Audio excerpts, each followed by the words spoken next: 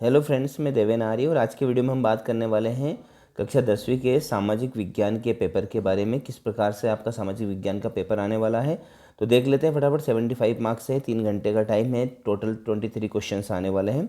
तो किस प्रकार के क्वेश्चन आने वाले हैं इससे आपको काफ़ी आइडिया हो जाएगा, क्योंकि एक प्रैक्टिस पेपर है और हम इसमें आपको सारे ही प्रश्नों का आंसर बताने वाले हैं। ठीक है, तो देखते हैं। सबसे पहला क्वेश्चन है, पुरानी जलोढ़ मिट्टी को क्या कहा जाता है? तो बागर कहा जाता है। बांधों को आधुनिक भारत का मंदिर किसने कहा था? जवाहरलाल नेहरू ने। दो या दो से अधिक देशों के व्यापार को क्या कहते हैं? अंतर्राष्ट्रीय व्यापार कहते हैं।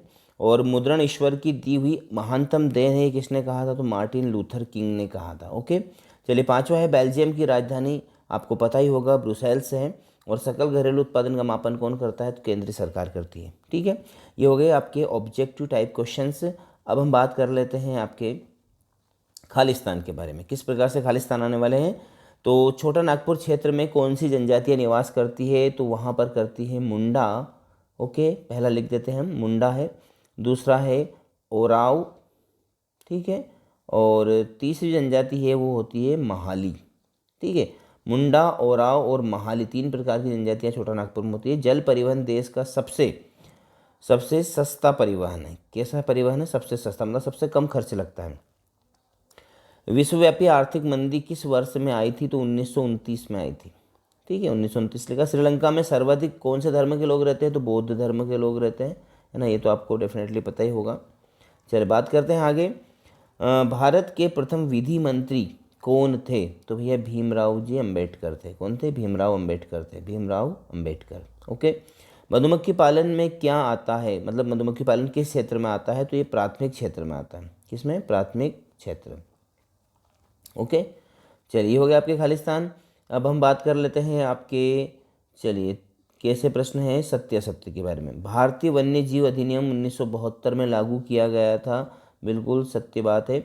दिल्ली व अमृतसर के मध्य ऐतिहासिक शेरशाह सूरी मार्ग राष्ट्रीय राजमार्ग संख्या 1 के नाम से जाना जाता है। ये भी सत्य बात है, राइट लगा दिया हमने। भारत पेट्रोलियम का निर्यात करता है? नहीं भैया, नहीं करता है। गीत गोविंद के रचयिता जयदेव हैं, सत्य है। भारतीय संविधान समानता पर आधारित है, सत्य है। और लोकतंत्र का सबसे अच्छा गुण नागरिकों की गरिमा में वृद्धि करना है, बिल्कुल सत्य बात है। चलिए अब बात करते हैं आपके चौथे प्रश्न के बारे में। चौथा प्रश्न है सही जोड़ी।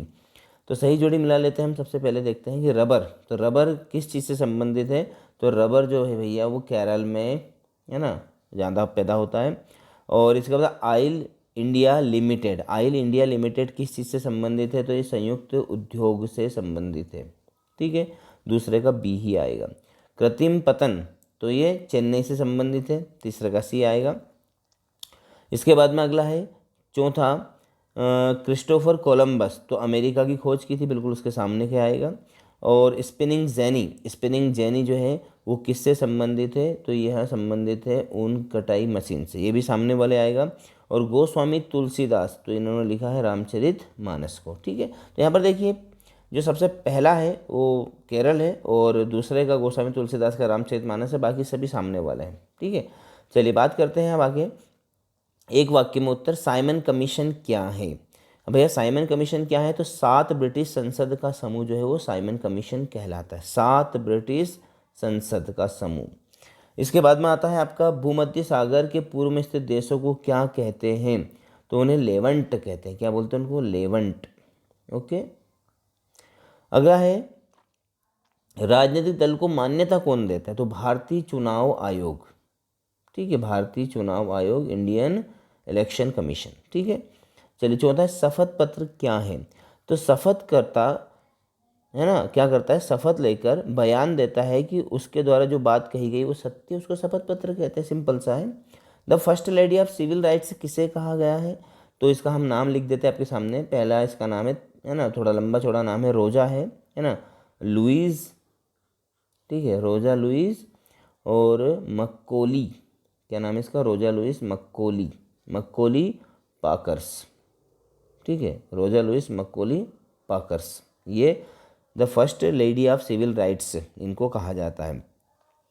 अर्थव्यवस्था को कितने क्षेत्रों में विभाजित किया गया? तो भैया 3 में किया गया है ना, प्राथमिक, द्वितीयक और तृतीयक क्षेत्र। ठीक है, ये आपके प्रश्न हो गए सारे छोटे छोटे। अब हम देखने वाले हैं सारे बड़े क्वेश्चंस के बारे में, कि जो भैया बड़े क्वेश्चंस हैं उनके आंसर भी तो अपने को चाहिए कि नहीं चाहिए, है ना।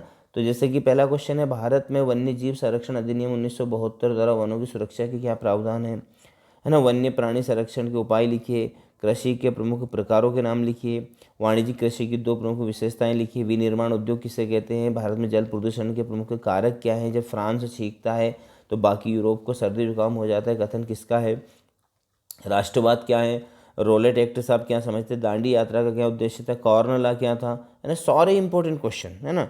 स्पिनिंग जेनी क्या है, स्टेपलर फूलर का क्या अर्थ होता है। ओके, इसके बाद में भी कुछ इंपॉर्टेंट प्रश्न है, वीडियो को पॉज करके लिख भी सकते हैं। राजनीतिक दल क्या होता है, चुनाव आयोग का गठन कब हुआ, इसका मुख्यालय कहाँ है, वैध सरकार किसे कहते हैं, राजनीतिक समानता क्या है, विकास का क्या अर्थ है, द्वितीय क्षेत्र किसे कहते हैं, मनरेगा का उद्देश्य लिखिए, वैश्वीकरण का अर्थ समझाइए। सारे इंपॉर्टेंट प्रश्न। लेटराइट मृदा की 4 विशेषताएं बताइए। ठीक है, आगे देखते हैं, है ना। विदेशी व्यापार से क्या आशय है और विदेश निवेश को बढ़ाने के लिए भारत सरकार ने जो कदम उठाए वो कहाँ तक ऊँचे थे।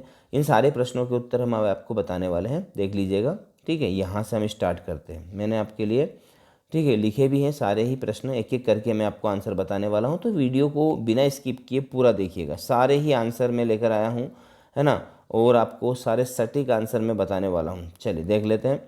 सबसे पहला प्रश्न का उत्तर ये, भारत में वन्य जीव संरक्षण अधिनियम 1972 द्वारा वनों की सुरक्षा का क्या प्रावधान है। तो लिखिए, आप फटाफट वीडियो को पॉज करके आसानी से लिख सकते हैं, ज़्यादा बड़े आंसर नहीं है। ठीक है, दूसरा प्रश्न है, वन्य प्राणी संरक्षण के उपाय लिखिए, है ना। तो वन्य प्राणी संरक्षण के निम्नलिखित उपाय हैं, ये लिख लीजिएगा आप, है ना।